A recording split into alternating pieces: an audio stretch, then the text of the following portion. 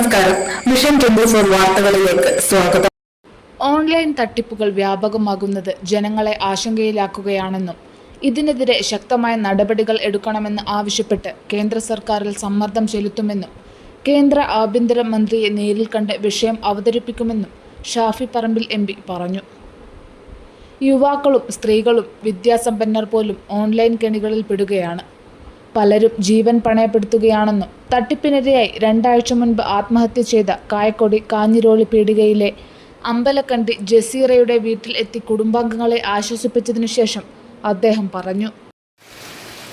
നല്ല വിദ്യാഭ്യാസമുള്ള വളരെ നന്നായി അധ്വാനിച്ച് ജീവിച്ചിരുന്ന ഒരു കുടുംബത്തിലെ ഒരു അംഗമാണ്, ഒരു സഹോദരിയാണ് നമുക്ക് നഷ്ടപ്പെട്ടിട്ടുള്ളത്. ഇത്രയും എഡ്യൂക്കേറ്റഡ് ആയിട്ടുള്ള ഒരാളെ പോലും വലയിൽ വീഴ്ത്തുന്ന തരത്തിൽ ഈ ഓൺലൈൻ കള്ളസംഘങ്ങൾ ഈ തട്ടിപ്പ് പരിപാടികളുമായിട്ട് മുന്നോട്ട് പോകാന്നുള്ളത് വലിയ അലാമിംഗ് ആയിട്ടുള്ള സിറ്റുവേഷനാണ്. എല്ലാവർക്കും ഒരു താക്കീത് പോലെയാണ് ഇൻസിഡൻറ്റ് എല്ലാവരുടെയും ഓർമ്മയിൽ വരും. ഈ ഓൺലൈൻ ഗെയിമിങ്ങിൻ്റെ ഒക്കെ പിടിയിൽ അകപ്പെട്ടിട്ട് കയ്യിലുള്ള ഇത്രയും കാലം ആ കുടുംബം അധ്വാനിച്ചത് മുഴുവൻ നഷ്ടപ്പെട്ടെന്ന് മാത്രമല്ല, ഏറ്റവും വിലപ്പെട്ട ജീവനും കൂടെ നഷ്ടപ്പെട്ടിരിക്കുകയാണ്. 2 വയസ്സ് മാത്രം ഒരു ചെറിയ കുട്ടി, അതുപോലെ തന്നെ ഒരു ചെറിയ ആൺകുട്ടി. അപ്പോൾ ഇത് സമൂഹത്തിന് വലിയ പാഠമാണ്, സമൂഹത്തിന് വലിയൊരു സന്ദേശമാണ് നൽകുന്നത്. പോലീസും വളരെ സ്ട്രോങ് ആയിട്ട് ആക്ട് ചെയ്യേണ്ടതുണ്ട്. ഇതിൻ്റെ പിന്നിൽ ഇപ്പം ആളും മുഖവും അറിയാത്ത കുറേ തട്ടിപ്പ് പോലെ നടക്കുന്നുണ്ട്. എവിടെ നിന്നാണ് ആൾ തട്ടിക്കുന്നത്? വിദേശ രാജ്യങ്ങളിലെ അക്കൗണ്ടുകളിലൊക്കെ പൈസ വിട്ട് കുട്ടികളുടെ കയ്യിൽ നിന്ന് ATM കാർഡും സാധനങ്ങളൊക്കെ എടുത്തിട്ട് നടക്കും തട്ടിപ്പ്.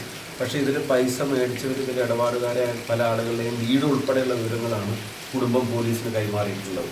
അപ്പോൾ ഈ സമീപ ജില്ലകളിലേക്കുള്ള ആളുകൾ ഐഡൻറ്റിഫൈ ചെയ്തിട്ട് അവരുടെ നമ്പർ ഉൾപ്പെടെ എടുത്ത് കൊടുത്തിരിക്കുകയാണ്. പോലീസ് അതിശക്തമായിട്ടുള്ള അന്വേഷണങ്ങൾ നടത്തണം. മുഴുവൻ സാങ്കേതിക വിദ്യ ഉപയോഗിച്ചതിൻ്റെ പിന്നിലെ മുഴുവൻ ഡീറ്റെയിൽസും പുറത്തു കൊണ്ടുവരണം.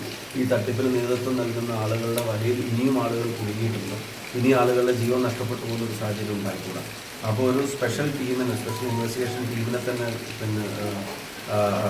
ഫോം ചെയ്തിട്ട് അത് എല്ലാ ജില്ലകളിലേക്കും ഈ അക്കൗണ്ടുകൾ കേന്ദ്രീകരിച്ചും ഫോൺ നമ്പറുകൾ കേന്ദ്രീകരിച്ചും ജില്ലയ്ക്ക് പുറത്തും സംസ്ഥാനത്തിന് പുറത്തോ രാജ്യത്തിന് പുറത്തോ ഒക്കെയുള്ള സംവിധാനങ്ങൾക്ക് അന്വേഷണം നടക്കണം. ഇനി ഒരാൾക്ക് ഇത്തരത്തിൽ സംഭവിക്കപ്പെടാതിരിക്കാനുള്ള ജാഗ്രത അത് പോലീസിൻ്റെ ഭാഗത്തും ഒപ്പം തന്നെ ഇത്തരം വിഷയങ്ങൾ മനസ്സിലാക്കി പൊതുസമൂഹത്തിൻ്റെ ഭാഗത്തുള്ള ഇടപെടലാണ്.